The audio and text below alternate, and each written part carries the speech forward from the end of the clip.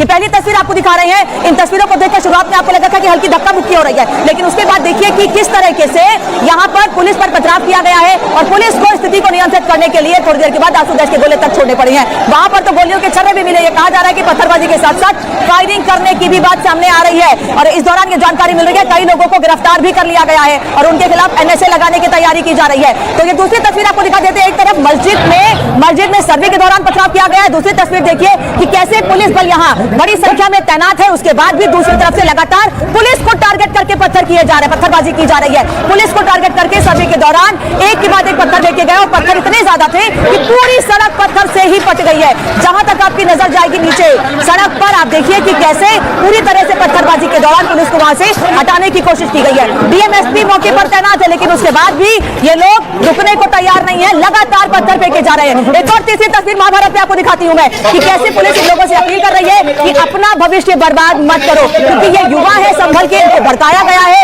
इसीलिए ये पत्थरबाजी कर रहे हैं। इसीलिए पुलिस इनसे कह रही है, संभल की पुलिस, कि अपना भविष्य बर्बाद मत करो, पत्थरबाजी मत करो, शांति व्यवस्था बनाए रखो और इसी में भलाई है सबकी, क्योंकि संभल में शांति व्यवस्था बनाए रखना पुलिस की जिम्मेदारी जितनी है उतनी जिम्मेदारी वहां के लोगों की भी है। अपना भविष्य बर्बाद मत करो के चक्कर में नकाम दे, अपने नेताओं के चक्कर में अपना भविष्य बर्बाद मत करो।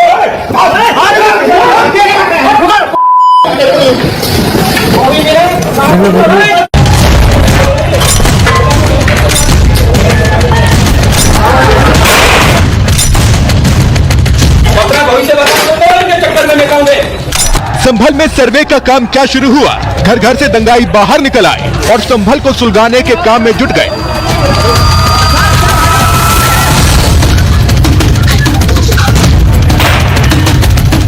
जामा मस्जिद के अंदर सर्वे का काम चल रहा था तो सच सामने आने के डर से बाहर कट्टरपंथियों का खून खौल रहा था।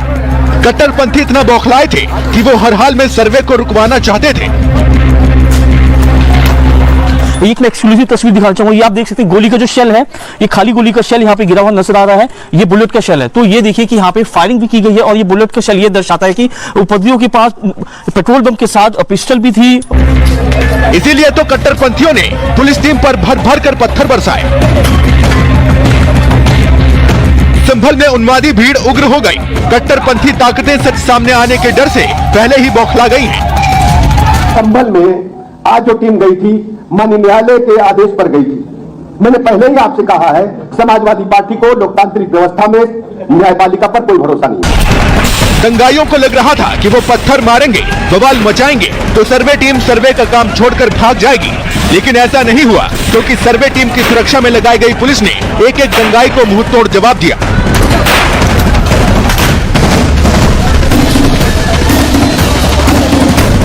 सर्वे का काम रुकता ना देख संभल के दंगाई तो इतना भड़क गए कि अब उन्होंने आगजनी तक शुरू कर दी। दंगाइयों ने कई जगह आग लगा दी।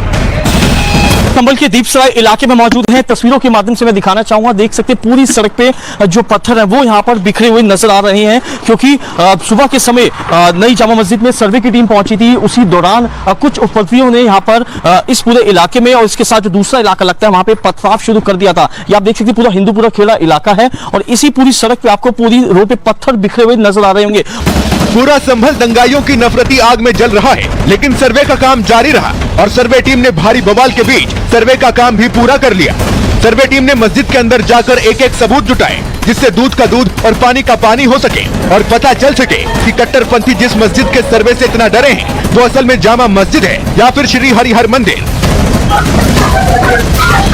यहाँ आपको ये जानना भी जरूरी है कि संभल की जामा मस्जिद में सर्वे कोर्ट के आदेश पर हो रहा है, लेकिन कट्टरपंथी ना तो कोर्ट को मानते हैं और ना ही कानून व्यवस्था पर उन्हें भरोसा है। संभल में तनाव चरम पर है।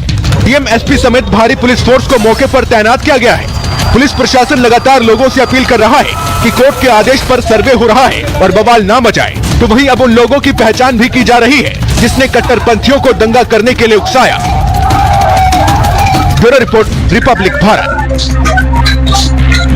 संभल में युवाओं के हाथ में पत्थर किसने थमाए हैं? कल उत्तर प्रदेश में 9 सीटों पर उपचुनाव के नतीजे आए, जिसमें भारतीय जनता पार्टी ने 7 सीटों पर जीत हासिल की है, 2 पर समाजवादी पार्टी ने।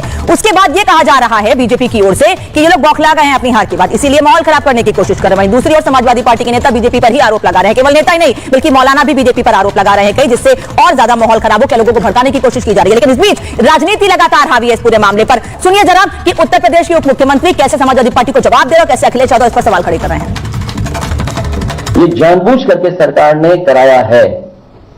ये जो संभल में हुआ है, बीजेपी सरकार प्रशासन सब ने मिलकर कराया, जिससे कि चुनाव के धांधली पर, चुनाव की बेईमानी पर चर्चा न हो सके। देखिए, माननीय न्यायालय के आदेश का पालन कराना ये सरकार की जिम्मेदारी है, पुलिस प्रशासन की जिम्मेदारी, उसे कराया जाएगा। जो माननीय न्यायालय के आदेश के अनुपालन में बाधा डालेंगे उनके खिलाफ कानून अपना काम करेगा। कल यूपी में उपचुनाव को लेकर आए अप्रत्याशित नतीजों के बाद से खासकर संभल जिला सहित पूरे मुरादाबाद मंडल में काफी तनाव की स्थिति व्याप्त थी कल से। ऐसे में शासन व प्रशासन को संभल में मस्जिद व मंदिर विवाद को लेकर सर्वे कराने का कार्य आगे बढ़ाना चाहिए था, तो ये ज्यादा बेहतर होता। जो शरिया कानून स्थापित करना चाहते हैं भारत के लोकतंत्र को खत्म करके, ये संभल की घटना उसी मानसिकता का द्योतक है। अगर कानून पर ये हमला है, ये लोकतंत्र पे हमला है, ये भारत पर हमला है, ये देश बर्दाश्त नहीं करेगा। रामगोपाल सर, संभल में जो पथराव हुआ उस पर क्या कहेंगे सर? एक संभल में ठीक हुआ जो हुआ, हम क्या करें? रामगोपाल सर, संभल में जो पथराव हुआ उस पर क्या कहेंगे सर? एक संभल में ठीक हुआ जो हुआ, हम क्या करें? देखिए, उत्तर प्रदेश की गवर्नमेंट को देखना चाहिए और गिरिराज सिंह को चाहिए कि अब योगी से बात कीजिए। अब बयानबाजी क्यों कर रहे हैं? अपना स्टेट देखिए ना, अपना विभाग समझ नहीं पा रहा है, दूसरे के एरिया में जाकर कूद रहे हैं और किसी एक वर्ग को आप टारगेट करके गाली दे रहे हैं। आदरणीय योगी जी और मोदी जी के नेतृत्व में सरकार चल रही है, ये संवैधानिक मूल्यों का आदर भी कराएगी, कानून का पालन करना पड़ेगा। ये कोई तुगलक की फरमा नहीं चल सकता, तुगलक की सरकार नहीं चल सकती, फतवे नहीं चल सकते। देश का कानून सब लोगों पर लागू है, वो मानना पड़ेगा। इस तरह की अराजकता, गुंडई और न्यायालय के आदेश की अवहेलना या उसके खिलाफ जिस तरीके से आप देख रहे हैं तांडव करने का प्रयास कर रहे हैं, ये योगी जी की सरकार में चलने वाला नहीं है।